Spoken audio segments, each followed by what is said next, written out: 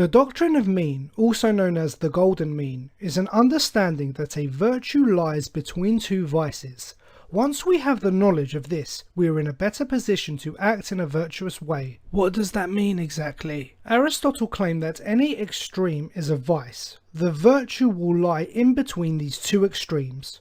So let's take the moral virtue of courage. This is a virtue that sits in the middle of two extremes. On one extreme is the vice. We can say it is the deficiency of the virtue. So a deficiency of courage would be cowardice. So cowardice is the vice. On the other extreme is the other vice. We can say this is the excess of virtue.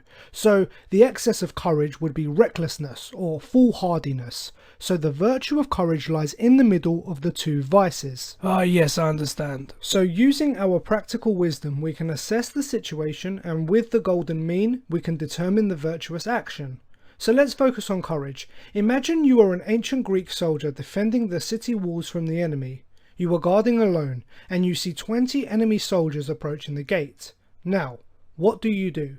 If you run out and face the enemy alone, this would be reckless, and this would be a vice. You are outnumbered, and you will certainly be defeated.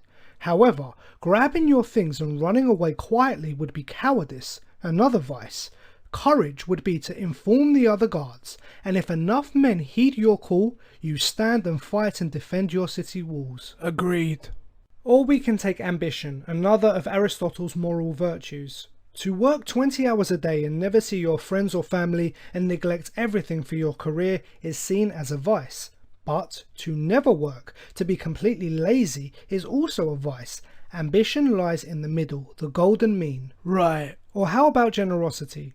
Giving all of your money and possessions to charity and leaving you homeless would be foolish. But stinginess, whereby you never give to charity or buy anyone a gift, is also not a desirable trait.